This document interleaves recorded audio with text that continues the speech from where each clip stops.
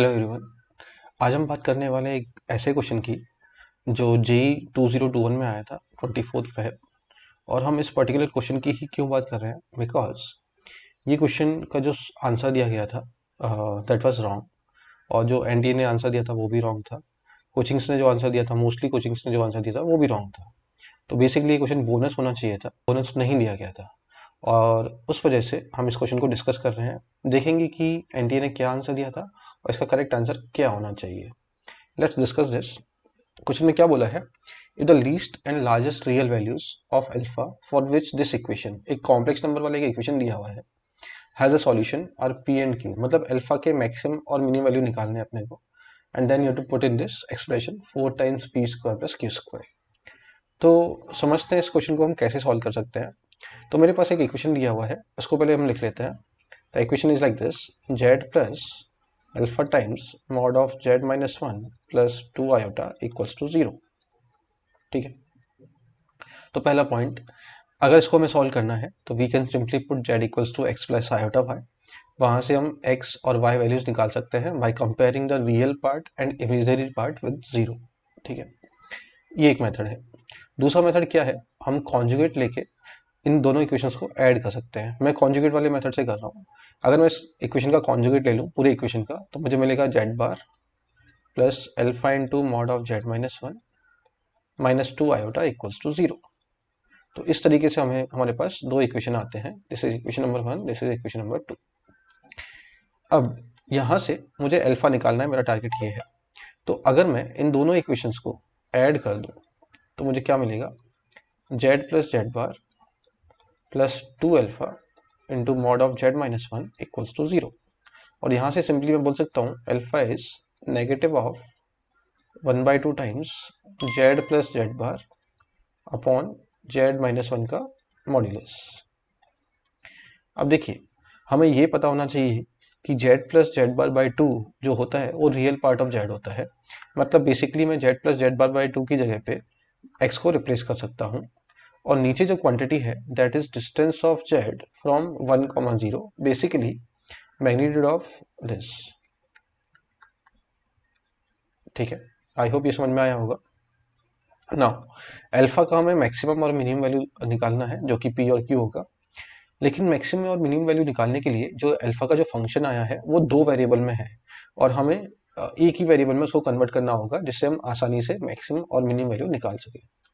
तो हम क्या कर सकते हैं, इन दोनों इक्वेशंस को 1 और 2 को सब्ट्रैक्ट कर सकते हैं। तो जैसे ही हम इनको सब्ट्रैक्ट करेंगे तो हमें मिलेगा Z minus Z bar plus 4 iota equals to 0। And from here I can say that Z minus Z bar by 2 iota is minus 2, and that is called the imaginary part of Z. मतलब y का वैल्यू क्या आ गया, -2 आ गया।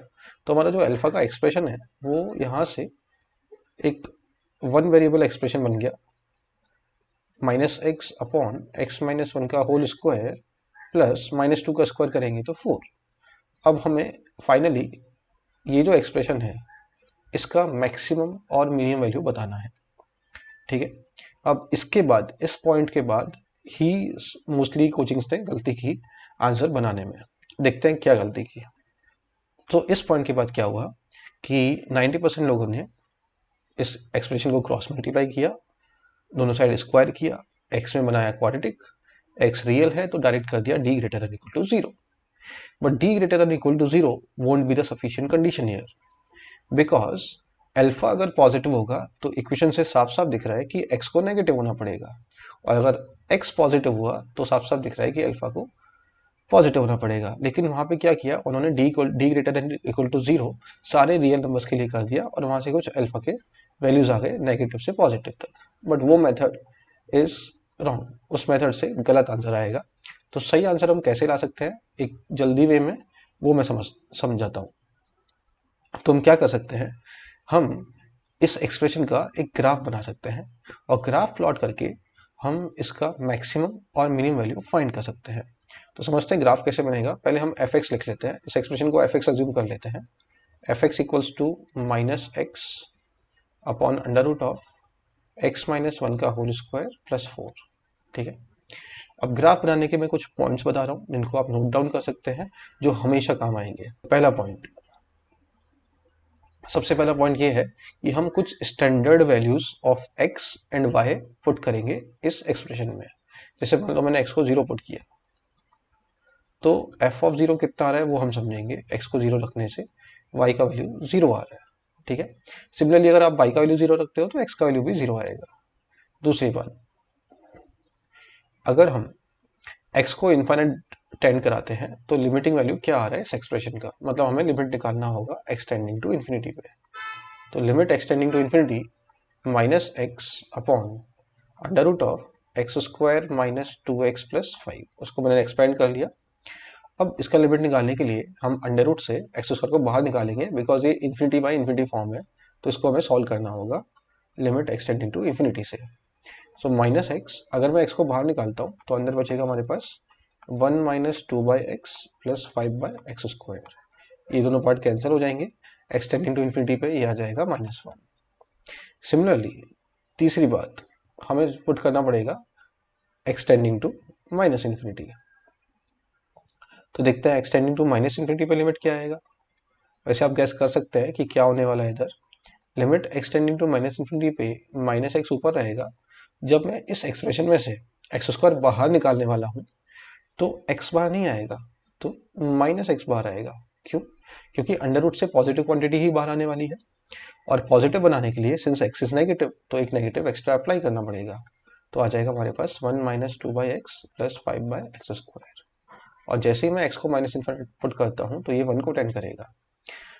Now fourth thing, the final thing, graph बनाने के लिए हम एफ डैश एक्स निकालेंगे और देखेंगे कहाँ पे मैक्सिमा और कहाँ पे मिनिमा आता है। तो एफ डैश एक्स निकालने के लिए इस एक्सप्रेशन का हम डिफरेंशिएशन करने वाले हैं, ठीक है। और डिफरेंशिएशन के हम लगाएंगे u अपॉन वी रूल। तो नीचे आ जाएगा वी स्क्वायर और न्यूमरेटर में आएगा u डैश, मतलब -1 u dash into V minus V dash मतलब अंडर रूट वाली क्वांटिटी का differentiation, so that would B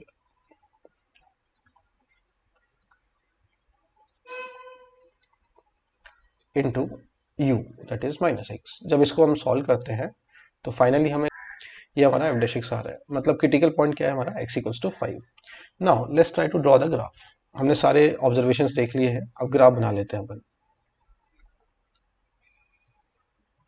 हमारे पास इंपॉर्टेंट चीजें क्या है, एक तो y इक्वल टू 1 लाइन है, y इक्वल्स टू 1 लाइन है एक तो इंपॉर्टेंट, एक y इक्वल्स टू -1 लाइन है, और एक पॉइंट है x इक्वल्स टू 5 जो इंपॉर्टेंट है। ओके चलो ट्राई करते हैं। तो 5 x इक्वल टू 5 से पहले ग्राफ डिक्रीजिंग है।